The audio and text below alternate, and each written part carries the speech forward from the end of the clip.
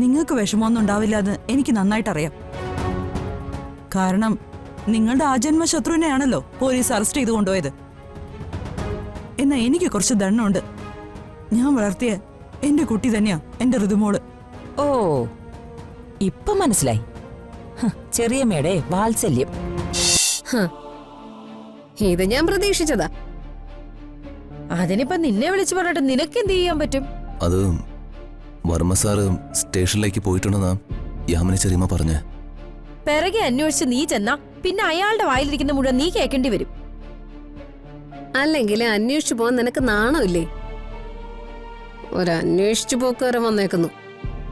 ഇത്ര കിട്ടിയാലും ഇവനൊന്നും മനസ്സിലാവില്ല.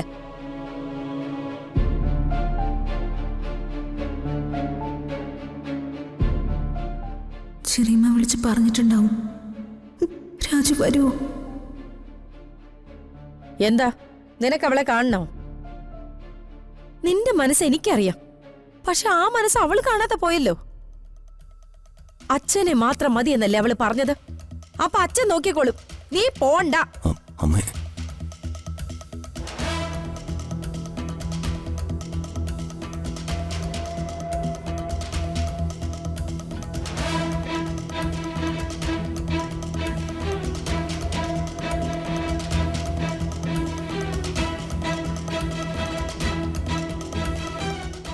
സാർ ഇരിക്കെ.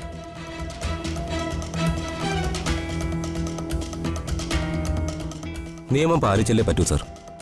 അതാ അറസ്റ്റ് ചെയ്തത്.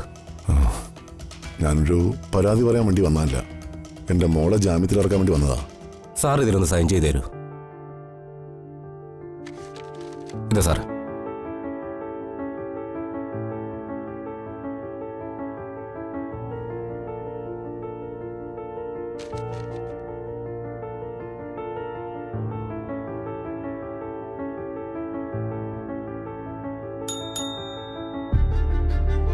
സർ. ആ ഋതികയെ കൊണ്ടുവരൂ. Okay sir.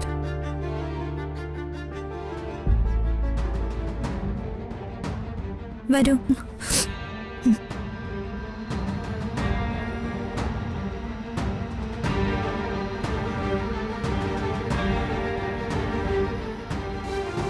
Thank you sir. വാ മോളെ.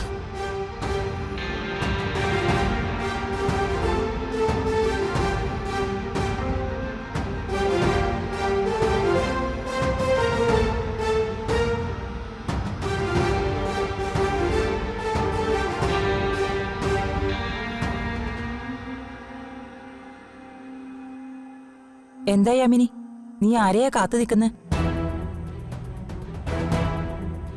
അല്ല, ഈ രാത്രി ഇങ്ങനെ ഒറ്റയ്ക്ക് നിൽക്കുന്നോണ്ട് ചോദിച്ചു പോയതാ. നിങ്ങൾക്ക് വിഷമമൊന്നും ഉണ്ടാവില്ല എന്ന് എനിക്ക് നന്നായിട്ടറിയാം. കാരണം നിങ്ങളുടെ ആജന്മ ശത്രുവിനെയാണല്ലോ പോലീസ് അറസ്റ്റ് ചെയ്ത് കൊണ്ടുപോയത്. എന്നാ എനിക്ക് കുറച്ച് ദണ്ണുണ്ട്. ഞാൻ വളർത്തിയ എന്റെ കുട്ടി തന്നെയാ എന്റെ ഋതുമോള്. ഓ, ഇപ്പൊ മനസ്സിലായി. ചെറിയമ്മയുടെ വാത്സല്യം. എന്നാലും ഈ ഋതികയ്ക്ക് എന്ത് കഷ്ടകാലോ. മുണ്ടകശനിയാണെന്ന് എനിക്ക് തോന്നുന്നു. മുണ്ടക ശനി അയ്യാറെട്ട് ശനിയൊന്നും അല്ല, കണ്ടക ശനി. ആ അതെ, ഞാൻ ഈ അമേരിക്കയിലൊക്കെ ആയിരുന്നതുകൊണ്ടേ ചില മലയാളം വാക്കുകളൊക്കെ എനിക്ക് തെറ്റിപ്പോവും. അമേരിക്ക കണ്ടുപിടിച്ചത് നീയാണല്ലോ. കളിയാക്കല്ലേ ചെറിയമ്മേ, ഞാനൊരു പാവാ. ഈ ഋതികയുടെ കാര്യം ഓർക്കുമ്പോ എനിക്ക് നല്ല സങ്കടമുണ്ട്. ഒന്നിനു പുറകെ ഒന്നായി ഓരോരോ കഷ്ടകാലങ്ങള്. ദേ ഇപ്പൊ പോലീസ് സ്റ്റേഷനിലും. കുരുക്കി അകത്താക്കിയതാണെന്ന് ആർക്കറിയാം. എന്തായാലും ഒരു ഗൂഢാലോചന ഇതിന് പിന്നിലുണ്ട്.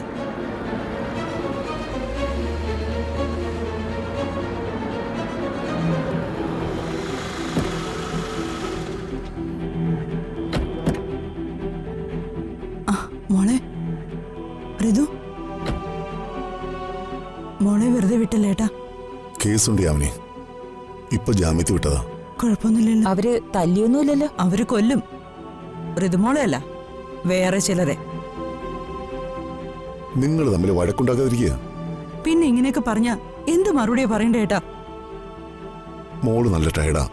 ഇവിടെ വിളിച്ച് അകത്തോട്ട് കൊണ്ടുപോയി വെള്ളോ ആഹാരം എന്താ കൊടുക്ക്. മോള് വാ.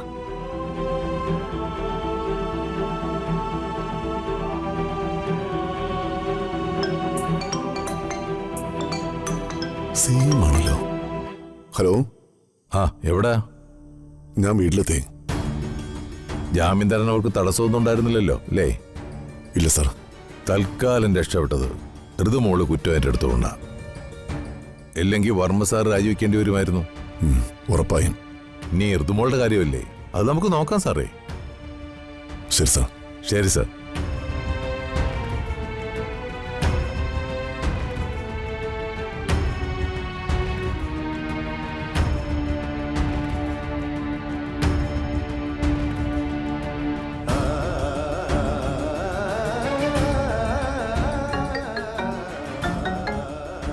ഹലോ, ആ സാറേ, ഞാൻ ഋതികയുടെ കാര്യം അറിയാൻ വിളിച്ചതാ.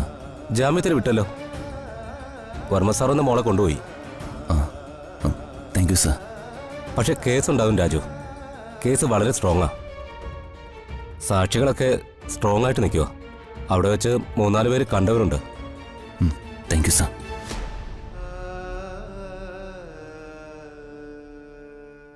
ദൈവമേ, ജീവിതത്തിൽ ഒരിക്കലും പിരിയില്ല എന്ന് കരുതിയതാ. പക്ഷേ എൻ്റെ ഋതുവിനെ മറന്ന് ഞാൻ എങ്ങനെ അന്യദേശത്തേക്ക് പോവും?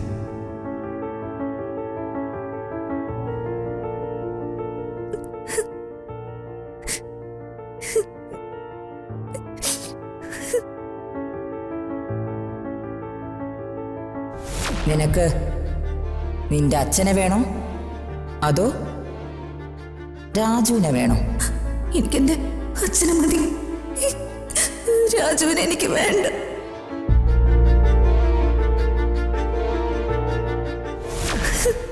ദൈവമേ, എന്റെ രാജു, എന്റെ അച്ഛനെ തിരികെ കിട്ടാൻ വേണ്ടി ഞാൻ എന്റെ സ്വത്തുക്കൾ കളഞ്ഞു.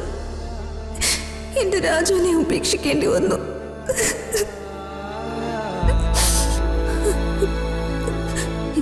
എനിക്കെന്റെ രാജുവിനെ പിരിഞ്ഞ് ജീവിക്കാനേ പറ്റില്ല.